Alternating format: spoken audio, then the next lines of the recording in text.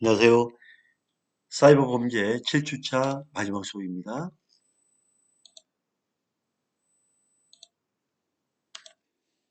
이 시간에는 예방 및 치료 방법에 대해서 한번 우리가 고민을 하고 한번 알아볼게요. 자, 웜은 스스로 복제하고 살아나는 프로그램이잖아요. 따라서 이 웜의 감염 경로, 이 감염은 어떻게 될까? 주로 인터넷 네트워크나 인터넷이나 네트워크로 감염되지만 이 감염되는 또 다른 방법은 이메일, 그리고 보안의 취약점인 곳, 공유 폴더. 우리가 폴더도 함께 공유하는 게 되게 위험해요. 여러분, 공유 폴더 같은 거 조심해야 됩니다. 관리 목적의 공유 폴더로 감염되는 경우도 많다. 이 감염된 웜은 부팅이 되면 자신의 실행 파일이 실행되도록 시작 프로그램에 자신의 실행 파일을 등록하고 웜이 실행되면 컴퓨터의 속도와 인터넷 속도가 느려지게 됩니다. 자, 그러니까 이렇게 한번 웜이 감염이 되면 이 웜이 활성화 실행되면서 컴퓨터 속도와 인터넷 속도가 되게 느려져요. 또한 이 웜 파일은 다른 컴퓨터로 자신을 퍼뜨리기 위해서 컴퓨터의 자원, 인터넷 자원을 계속 사용합니다. 왜냐하면 늘어진 이유가 컴퓨터 자원, 인터넷 자원을 자기가 막 써버리는 거야, 그냥. 그죠? 이러한 웜을 예방하는 방법은 우리가 꼭 해야 될 게 정품 소프트웨어를 사용하는 겁니다. 되도록이면 정품 소프트웨어를 사용을 생활화해라. 불법 복사한 소프트웨어는 사람의 손을 거치게 되어 있습니다. 그렇기 때문에 악성 바이러스나 웜에 노출되기 쉽고 피해를 당해서도 책임 소재를 가리기 어렵습니다. 그래서 불법 복사한 프로그램은 사람의 손을 거쳐서 이렇게 웜이나 악성 바이러스가 있을 수 있다. 이런 걸 우리가 염두에 둬야 됩니다. 또한 데이터를 꼭 여러분 해야 될 게 백업해 놓는 건데 저도 실은 제 핸드폰에 그 전화번호, 네이버에 있는 전화번호를 백업해 놓습니다. 왜냐하면 언제든지 제가 틀릴 수 있거든요. 그래서 비상시 데이터 손실을 최소화하기 위해서 데이터를 정기적으로 백업해 놓고 덕후 디스켓이나 USB를 준비해 놓는 게 좋습니다. 이번에 그 명절 때, 이번에 이제 제가 아는 분이 연락이 왔어요. 메일이 하나 왔다는 겁니다. 내가 당신의 웹캠으로 너를 지켜보고 있었다. 너 컴퓨터에 내가 조종할 수가 있다. 너가 어디 사이트 가는지, 무슨 일을 하는지 난 다 알고 있다. 너가 잘못된 사이트라든지 이런 거를 내 동료들에게 퍼뜨리겠다. 이렇게 왔다는 거예요. 제가 이렇게 얘기했어요. 걱정하지 말고 은폐하지 마라. 잘못하면 그걸 노리는 거다. 지금 그 메일에 보면 그 사이트로 어디에다가 가상화폐를 넣어라 이렇게 돼 있거든요. 절대 돈 보내면 안 된다. 돈 보내는 순간 낚이는 거다.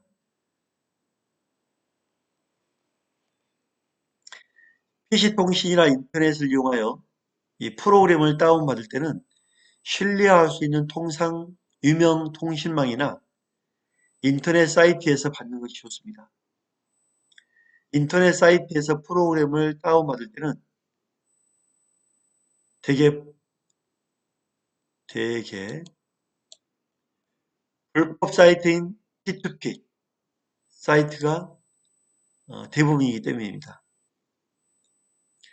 백신 프로그램을 설치 후에 또 최신 버전을 쓰는 것.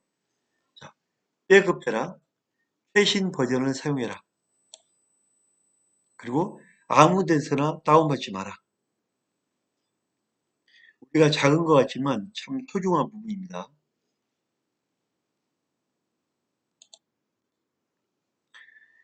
백신은 악성 바이러스가 나온 후 분석 과정을 거쳐서 업데이트 되기 때문에 최신 버전이 아니면 신종 바이러스에는 거의 무용지물입니다. 그렇기 때문에 이 백신의 긴급 업데이트 혹은 정기적인 업데이트가 있다면 반드시 꼭 최신 버전으로 업데이트해라. 왜냐하면 다시 한번 강조하지만 최신 걸로 업데이트하며 안 하면 최신 바이러스를 막지 못한다. 최신 웜을 막지 못한다. 아웃룩 등의 보안 활동을 이용해서 전자 메일 첨부 파일이 자동으로 실행되는 경우도 많거든요. 사용하는 응용 프로그램에 대해서 최신 이 보안 패치 파일을 적용을 많이 해야 됩니다. 저도 이제 이 노트북 쓸 때 최신 패치 있으면 막 해놓습니다. 윈도우나 MS 오피스 프로그램 등 많은 사람들이 사용하는 이 프로그램들의 보안 활동을 악용하는 이런 악성 프로그램이 많이 늘어나고 있는데 정기적으로 관련 제품의 홈페이지를 방문해서 최신 보안 이 패치 파일을 계속 최신 보안 패치 파일을 적용하는 것이 가장 안전하다. 여러분에게 이 시간 꼭 강조하는 것은 최신 버전 업데이트, 최신 보안 패치 파일을 적용해라. 그래서 꼭 기억하고 여러분이 행동으로 옮기기 바랍니다. 또 하나는 예방을 해야 돼요. 예방은 여러분이나 저나 되게 이제 예방한다는 게 되게 좀 어려운 것 같아요. 내가 볼 때는. 첫째, 악성 코드를 분석을 해야 됩니다. 자, 이 악성 코드는 근데 우리 같이 여러분이 저나 초보 같은 경우에는 이 악성 코드를 할 수 있도록 어떤 그 지원을 받아야 되겠죠. 그죠? 지원. 악성 코드 분석은 사이버 범죄의 범행 도구인 숨겨진 이 악성 코드를 탐지하고 해당 악성 코드의 기능과 특성을 파악한 후에 네트워크의 연결 정보 및 숨겨진 악성 코드 제작자의 정보를 확인하는 이 범죄에 사용된 악성 코드를 종합적으로 분석을 해야 됩니다. 또 하나는 로그 분석입니다. 로그는 정보 시스템의 다양한 운영 정보를 자동 기록하여 생성되는 정보인데 다양한 로그 정보에서 범죄자가 여기 들어왔는지 안 들어왔는지 흔히 말하면 범죄자 발자국이 있는지 없는지 흔적을 찾아내고 단계별로 범위를 좁혀가는 추적 분석입니다. 또한 네트워크 분석을 해야 됩니다. 시스템 해킹, 개인정보 유출 범죄의 경우에는 범죄자는 사전에 그 피해 시스템의 취약점을 파악하고 시스템의 중요 정보를 추적하게 되는데 이러한 과정에서 발생하는 네트워크 패킷 정보를 분석하고 네트워크 범죄 그 자원인 IP, 도메인 정보를 분석하고 추적해야 됩니다. 되게 좀 일리가 있는 얘기면서도 우리가 과연 이거를 코드 분석하고 로그 분석하고 네트워크 분석을 전문적으로 좀 해야 되는데 예방 차원에서 여러분이나 저나 이게 쉽지 않은 부분도 있죠. 그 다음에 빅데이터 분석입니다.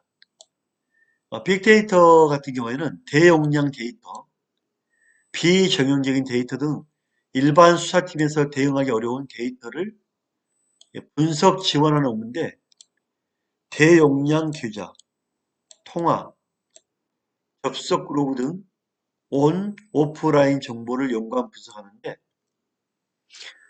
빅데이터 같은 경우에는 어떻게 보면은 그 데이터를 분석 지원까지 해서 대용량 계좌, 통화, 접속 로그 연관 분석하는데 빅데이터 분석 같은 경우는 아마 그 상습범들 또 범죄 기록에 대한 활용했던 여러 가지 그동안에 쌓였던 정보 분석에도 많이 씁니다.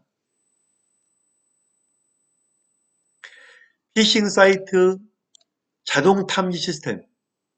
이거는 우리가 이제 프로그램 중에서 피싱 사이트 자동 탐지 시스템을 치면 깔 수가 있죠. 그죠? 이런 시스템을 활용해야 되겠죠. 이 피싱 범죄에 사용되는 가짜 검찰 홈페이지를 자동 탐지해서 차단하죠. 사전 차단. 시스템 자체 개발하여 활용하는 것들. 제가 그 핸드폰에도 이렇게 전 깔아놨거든요.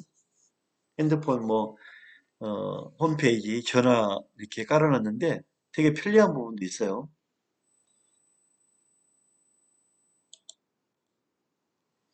자, 악성 코드 분석 시스템입니다. 이 악성 코드는 이제 소문이 났죠. 이 악성 코드를 사전에 차단하는 거예요. 사이버 범죄에 악용되는 악성 코드를 수집하고 이거를 추출하고 분석 등 일련의 과정을 전자적으로 처리할 수 있는 악성 코드 분석 시스템은 신속하게 범죄 경로, 이 혐의자를 추적할 수 있는 이 수사 단서를 제공을 합니다. 이 글로벌 사이버 범죄 대응 역량 구축 지원 이 부분을 한번 얘기해 볼까요?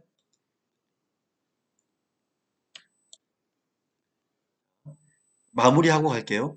악성 코드 분석 시스템을 활용해라. 그러면 범죄 경로와 혐의자까지 추적할 수 있다. 악성 코드 분석 시스템. 이거는 나중에 수사 단서 제공도 하고 범인을 잡게 하는데 가장 유리하겠죠. 그죠? 이제는 글로벌 시대죠. 글로벌 시대이기 때문에 사이버 범죄 그 대응 역량 구축을 지원해야 됩니다.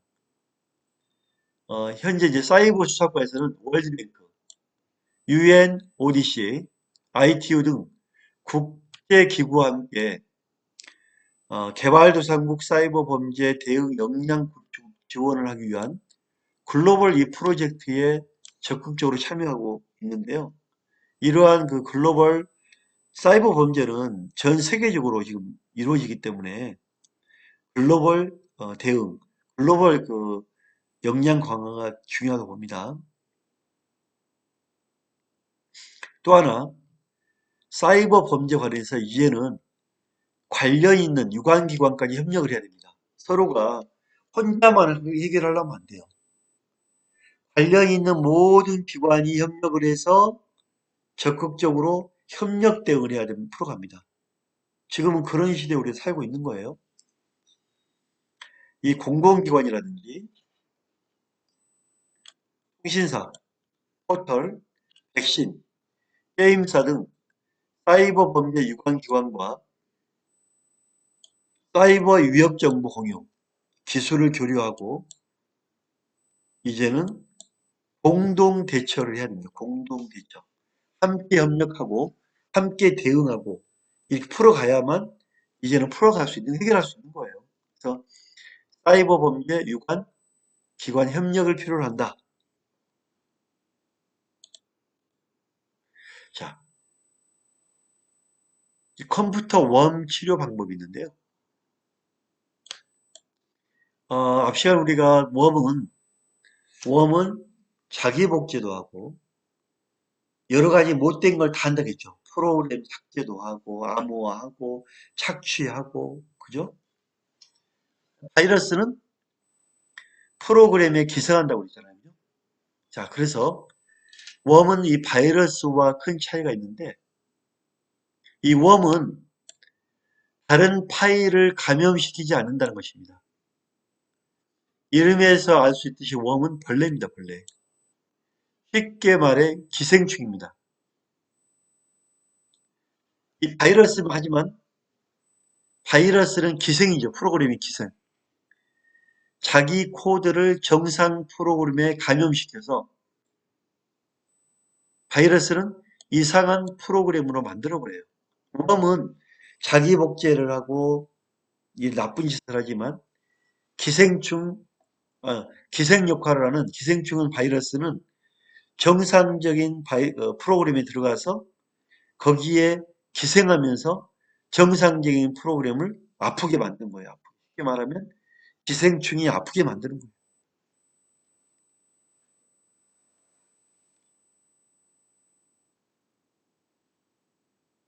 거예요. 자, 기생충 표현하면 여러분이 헷갈리겠네요. 웜 때문에, 그죠? 표현을 다시 할게요. 이 바이러스는 정상적인 프로그램에 들어가서 이 기생하잖아요. 그죠? 기생하니까 기생충 나는데 미안합니다. 정상적인 프로그램에 들어가서 기생을 하면서 약간 그 프로그램을 아프게 만든다. 벌레는 기생충, 웜은 기생충, 벌레, 기생충, 벌레. 뭐, 그래서 웜도 바이러스의, 큰 바이러스에 웜도 포함되죠. 큰 바이러스에 웜은 포함되지만 성질은 다르다. 우리는 구별을 좀 해보자. 이렇게 보면 됩니다. 그래서, 기생하지만, 바이러스는 기생을 한다. 하지만, 기생충, 충은 벌레죠. 벌레충. 한문으로 벌레충. 충은 벌레다. 이렇게 보시면 돼요. 기생과 기생충. 이렇게 나눌게요. 자, 하지만, 기생과 기생충 나누기 다르죠. 기생충, 벌레. 이 벌레가 몸 안에 들어와 정상세포를 감염시키지 않듯 웜은 컴퓨터에 들어와서 열심히 다른 곳으로 웜을 퍼뜨릴 뿐, 자가복제해서 웜을 막 퍼뜨릴 뿐, 정상 파일을 감염시키지 않는다. 이게 바이러스와 다르다. 기생충에 벌레에 감염되었다면 수술까지 할 필요는 없다. 구충제를 먹고 몸 안에 있는 기생충, 이 벌레를 깨끗하게 제거를 해보면 되죠. 우리 옛날에 그 초등학교 다닐 때는 기생충약을 먹잖아요. 기생충약. 여러분들은 그런 거 안 먹어봤죠? 세대 차이 느끼나요? 저는 솔직히 초등학교 옛날 국민학교 때잖아요. 그러면 기생충을 약을 줍니다. 이렇게 종이에 싸서 기생충 약을 주면 그거를 먹고 기생충이 몇 마리 남았는지 확인까지 해오라. 이런 뭐 옛날에 말도 안 되는 그런 얘기 했어요. 말도 안 되죠, 그죠? 지금 같으면 뭐 만약 그런 거 있으면 인터넷 올리고 난리 나죠. 어, 그만큼 시대가 이제 변한 거죠. 자, 벌레, 기생충. 그래서 삭제만 하면 컴퓨터에서 제거할 수 있다. 그래서 웜은 삭제를 해라, 없애라. 이 바이러스는 기생이잖아요. 기생하는 바이러스는 웜과 다르다. 이 웜은 이 구충제로 삭제, 즉 구충제로 잡아내면 끝이다. 하지만 바이러스는 정상적인 프로그램에 붙어 있기 때문에 정상적인 세포에서 균을 떼어야 되는 치료를 해야 됩니다. 치료. 이 참 표현을 잘했죠. 정상적인 바이러스는 정상적인 세포에서 그 수술, 치료를 해야 되지만 이 웜은 벌레만 잡으면 돼요. 벌레만 죽이면 된다. 죽이면 삭제만 된다. 이렇게 보시면 됩니다.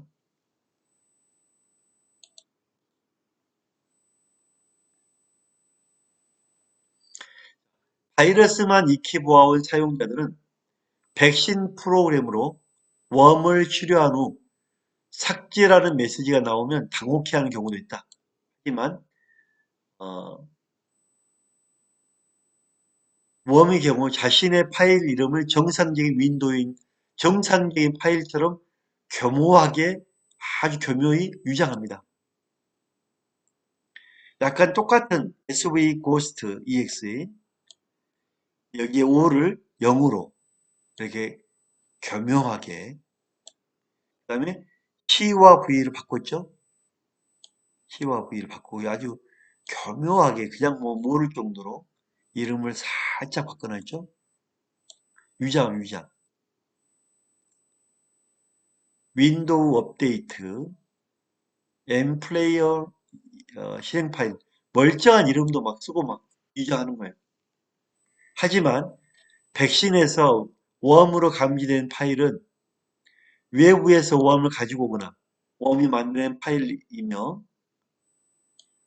컴퓨터에 이 존재 가치가 없습니다. 가감이 가차 없이 해야 된다 이렇게 우리가 아시면 됩니다. 우리 그 국내 피해도 좀 있었는데요. 한국 마이크로소프트 2017년도 사이버 공격으로 국내 기업의 손실액이 약 720억 달러. 어마어마하죠. 국내 총 생산 GDP의 5%에 육박한다는 조사 결과가 나왔는데 한국 마이크로소프트 한국 MS는 18일 날 광화문 사옥에서 간담회를 열고 사이버 보안 위협 보고서를 발표하게 됐습니다.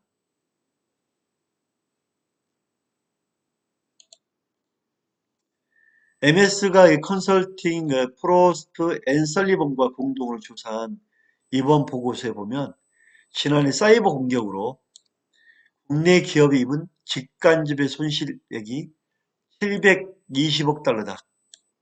국내 대형 기업은 약 우리나라 돈으로 300억 원. 어마어마하죠.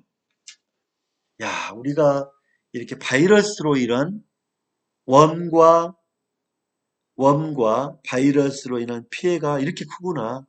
우리가 이번 그 시간에 좀 기억하고 정말 신경 쓰는 그런 계기가 되었으면 좋겠습니다. 7주차 마지막 수업 마치겠습니다. 감사합니다. 보겠습니다.